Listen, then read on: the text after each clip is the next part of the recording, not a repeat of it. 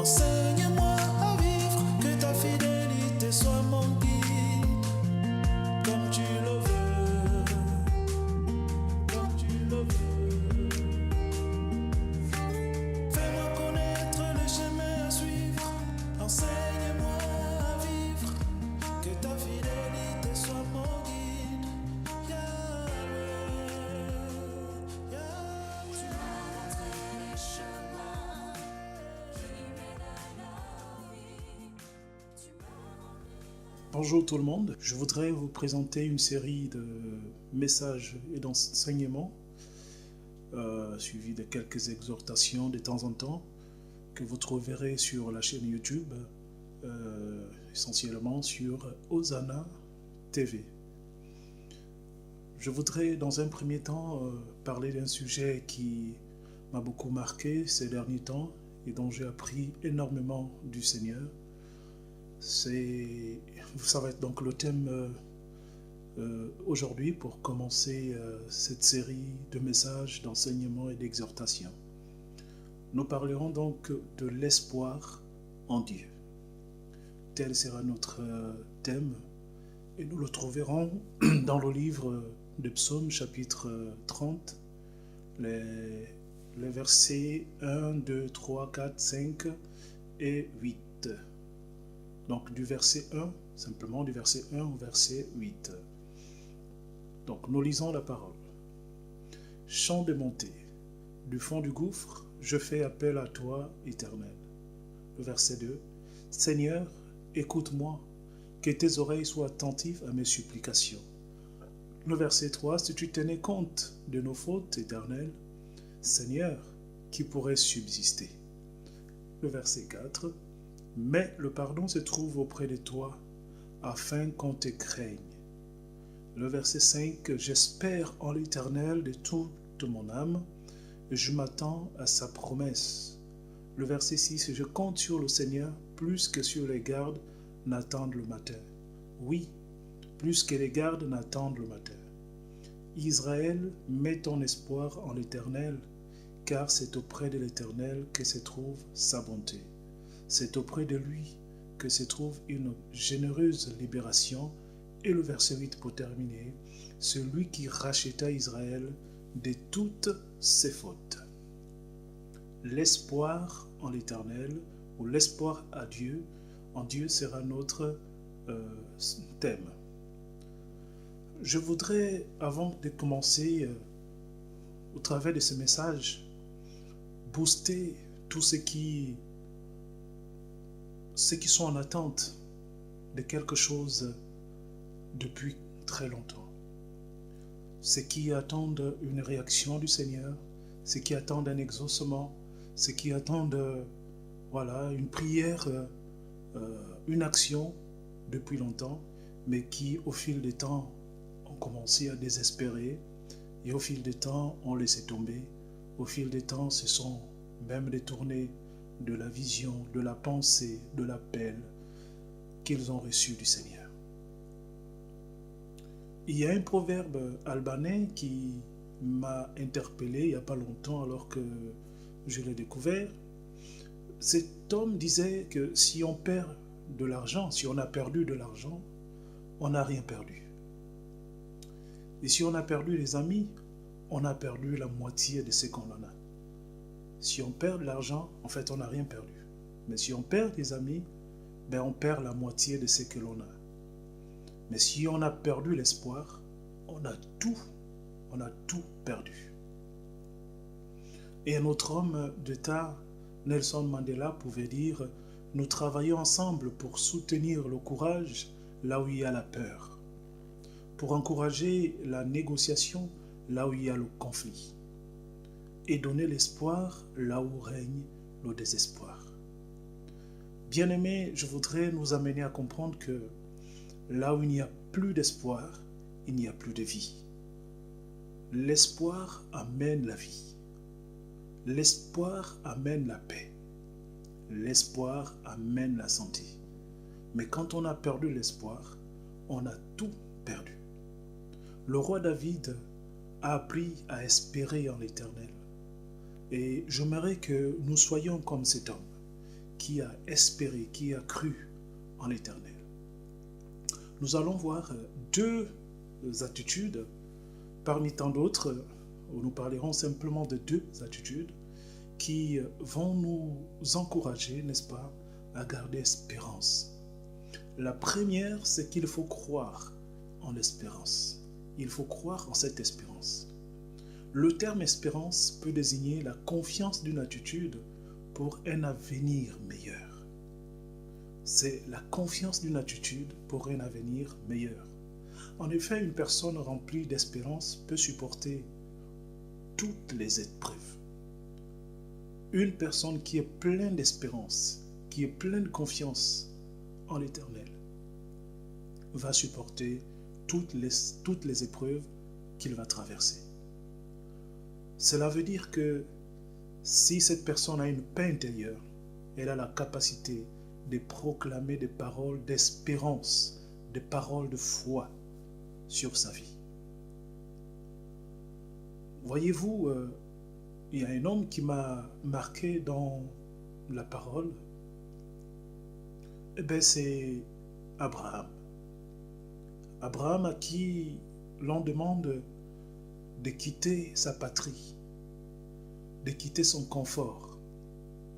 Et pour ceux qui aiment lire la Bible, vous comprendrez aisément comme moi que Abraham n'était pas le moindre homme, n'était pas un moindre homme dans son pays. Parce que quand Dieu lui demande de quitter sa patrie, son pays, sa nation, ses parents, il amène avec lui ses serviteurs et tous ses biens. Donc ce n'était pas un petit homme dans ce pays. Alors Dieu lui dit, va dans le pays que je te montrerai. Vous comprendrez que Abraham a dû croire en cette vision. Au-delà de toutes les épreuves qu'il a traversées dans le désert, tout au long de son parcours, son neveu Lot qu'il abandonne, et toutes les autres épreuves, évidemment, Abraham, à qui l'on dit, écoute, tu deviendras le père d'une multitude. Alors croire à cela, c'était quand même difficile vis-à-vis de son âge. Mais Abraham a cru, il a espéré. Et l'espérance, comme je le disais plus haut, apporte donc cette paix intérieure. Même quand les épreuves nous bousculent, on a une paix intérieure et on croit que ce que Dieu nous a dit arrivera. N'est-il pas écrit dans les Saintes Écritures que ce que Dieu a dit s'accomplira? Et ça s'accomplira certainement. Donc ça, c'est la première attitude, croire en l'espérance. Parce que l'espérance s'appuie sur ce que Dieu t'a dit et sur ce que tu as entendu de Dieu.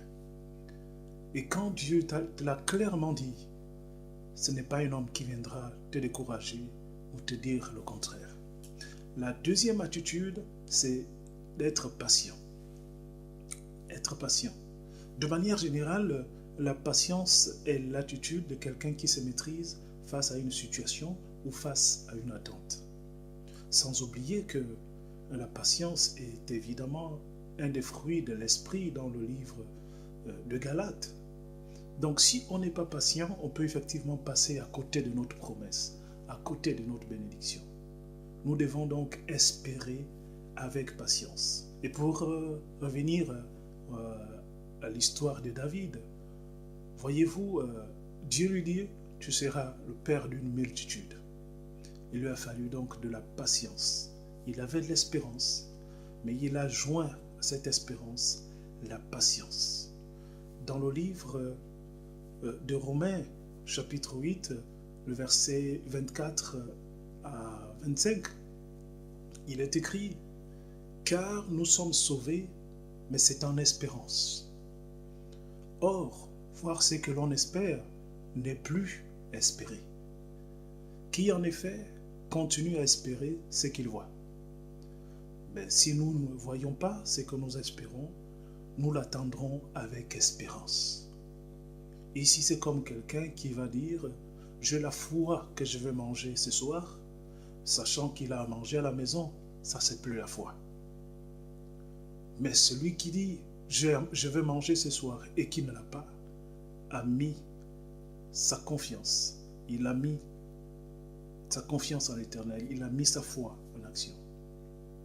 Donc, il espère qu'il va manger. Et même si ça traîne, il mangera forcément. Donc, la confiance, la patience est liée à notre espérance. Malheureusement, plusieurs d'entre nous manquons de patience. Et lorsqu'on manque de patience, évidemment, on peut quitter les bras de Dieu et passer de l'autre côté.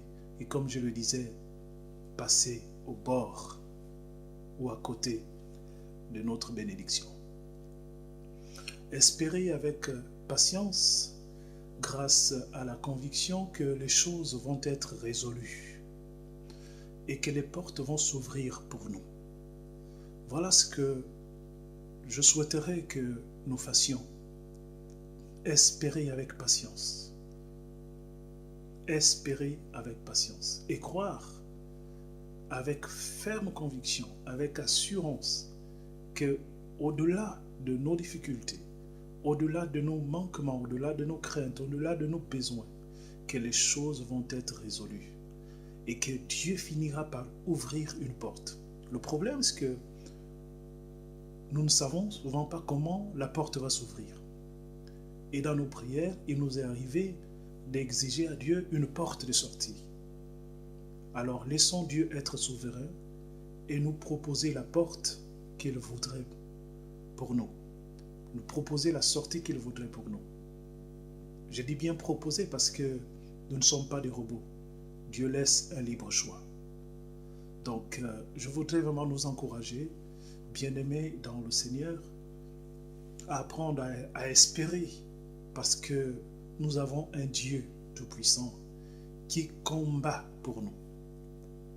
Je nous le rappelle que nous avons un Dieu fidèle. Et la Bible déclare que les bontés de l'Éternel ne sont pas épuisées. Et ses compassions ne sont pas à leur terme, mais elles se renouvellent chaque matin. Donc Dieu peut nous surprendre de plusieurs façons. Espérons simplement, persévérez en Dieu et il changera votre vie. Pour me joindre à vous, persévérons en Dieu et il changera notre vie. Attendons les promesses comme Abraham les a attendues avec persévérance, avec patience. Et à la fin, il a donné gloire à Dieu. Aujourd'hui, dans nos prières, nous disons Dieu d'Abraham, Dieu d'Isaac, Dieu de Jacob, sachant que ce sont ses descendants. Et aujourd'hui, la Bible dit que nous sommes, n'est-ce pas, la descendance d'Abraham. Pourquoi? Parce qu'il a persévéré. Il a été patient.